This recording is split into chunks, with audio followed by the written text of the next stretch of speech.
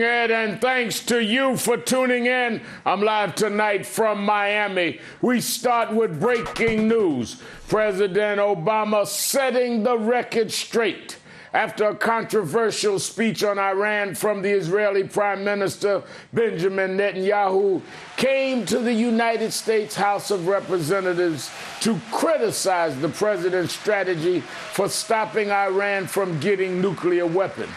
It was a speech long on rhetoric, but short on specifics, as the president said afterwards. I did have a chance to take a look at the transcript, and as far as I can tell, there was nothing new. The Prime Minister didn't offer any viable alternatives. When we shaped that interim deal, Prime Minister Netanyahu made almost the precise same speech about how dangerous that deal was going to be. And yet, over a year later, even Israeli intelligence officers, and in some cases members of the Israeli government, have to acknowledge that, in fact, it has kept Iran from further pursuing its nuclear program. The White House just released this photo, making clear the president was not watching the speech. He's leading a teleconference in the Situation Room with foreign leaders talking about Ukraine.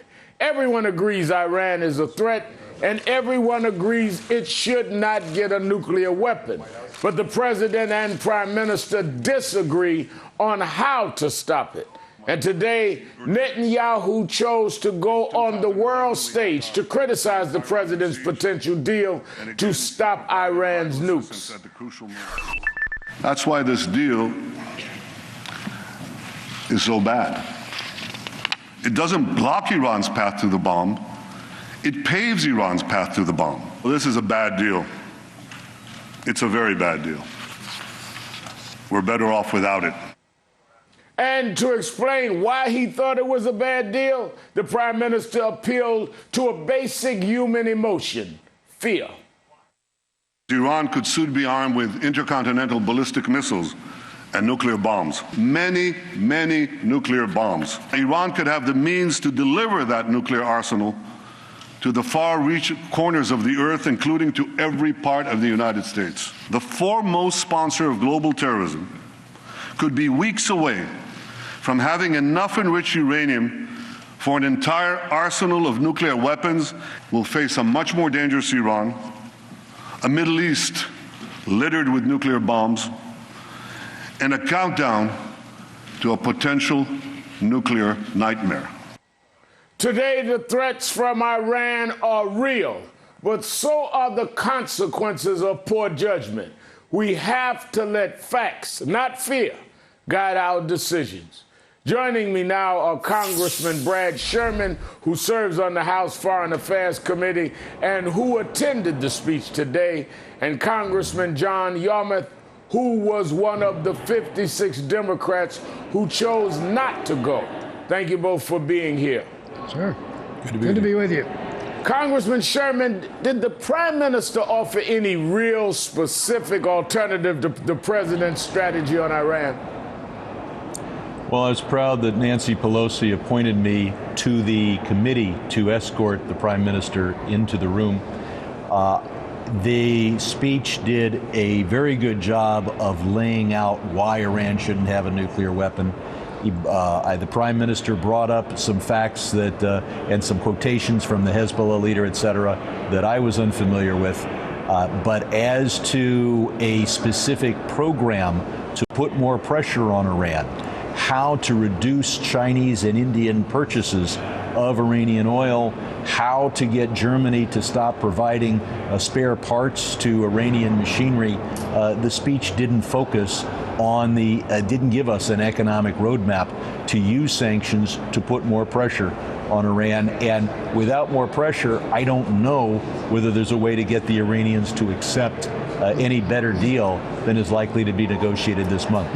Congressman Yarmuth, you had some very harsh statements after the speech. Do you stand by them? Oh, I do. I think what Prime Minister Netanyahu did was to pull directly from the Dick Cheney playbook, try to scare everyone as much as possible into pressuring the administration to abandon these talks. Right now, we have one of the greatest opportunities we have ever had to put a halt to the Iranian nuclear project, something we all feel very, very much committed to. And this speech was an effort to undermine that effort. Again, as you've said, and as Brad basically admitted, and many others, there was no alternative offered by Prime Minister Netanyahu. It's just scare people to death and then say, this is not good for us. The problem that this speech, the entire context is that we knew what he was going to say. He has always been very, very adamantly against these negotiations. He warned about the joint plan of action, which we've been under for a year now, which has actually frozen the Iranian nuclear program and degraded it to a certain extent, made Israel and the region much more secure than it was before. He was wrong about that. I think he's wrong now. But again, he has to have an alternative, and there is no alternative to the talks that the United States, China, Russia, Germany, France, and the United Kingdom are very, very intimately involved in now. Let's see how those talks wind up. Let's see what kind of a deal can be negotiated. If that's not considered adequate, then we have other steps to take. But right now we have a great opportunity, and we shouldn't let the Prime Minister undermine that. Congressman Sherman, isn't that really what the president's point was today, that we need specifics? What is the alternative? I mean, you know better than anyone the controversy around his coming.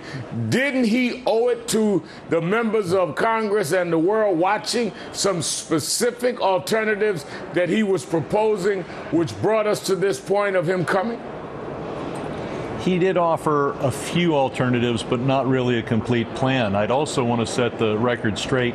Under the interim agreement that is governing Iran now, they have 9,000 centrifuges spinning as we speak at Natanz, another 600 at Fordow. They are building a larger and larger stockpile of low-enriched uranium, albeit oxidized low-enriched uranium. They are closer to an 8th and a 9th bomb. They're not making much progress toward the first bomb. So there are aspects of the interim deal that are helpful, but it is by no means stopped or rolled back the Iranian program. But Congressman Yarmouth, the deal over Iran nukes isn't done yet. But here's what it might look like. Limit Iran's nuclear fuel production for 10 years. Remove some of its nuclear equipment. Have regular inspections. And in turn, we would ease economic sanctions on Iran. If this falls through, Iran has no reason to stop developing nukes that Congressman Sherman referred to. Shouldn't we give diplomacy a chance, Congressman Yarmouth?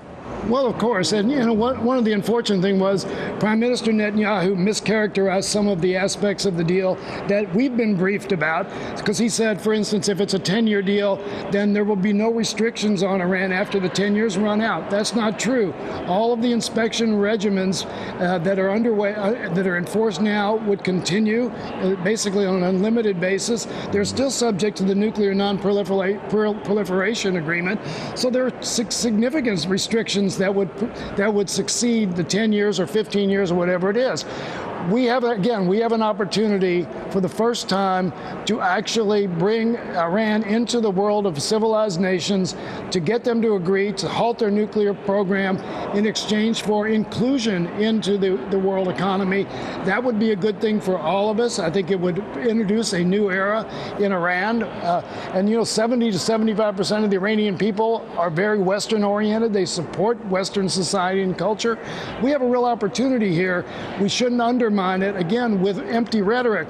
And when Prime Minister Netanyahu makes statements like saying this is paving the way to a bomb, that nuclear war is inevitable if we go through with this, again, all he's doing is fear-mongering to an extent that is kind of unprecedented. If I can focus on that. Congressman Sherman, you want to respond to that? First, I'm the former chair of the Non-Proliferation Subcommittee. I get as many classified briefings as any member on the Foreign Affairs Committee. The fact is that after 10 years, there will be no more inspections that are called for by the Non-Proliferation Treaty, plus the additional protocol.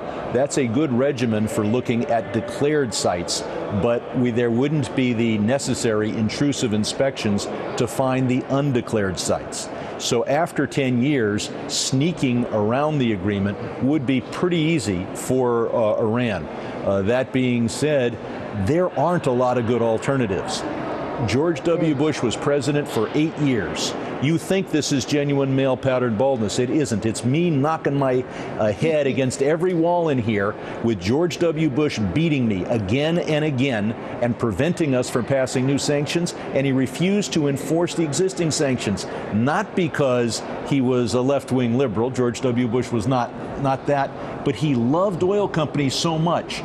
Every sanction under discussion during the first decade of this century was a sanction aimed at oil companies. He prevented us from having any, and he put us in a position where Iran was relatively close to a bomb when this administration took over.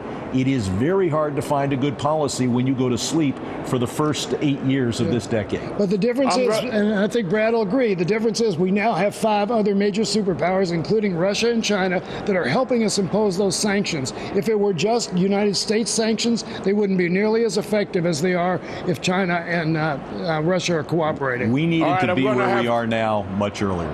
I'm going to have to leave it there. Thank you both, thanks. Congressman Brad Sherman, Congressman John Yarmouth. Thank you both for your time tonight. Thanks, Al. Coming up, breaking news from Ferguson.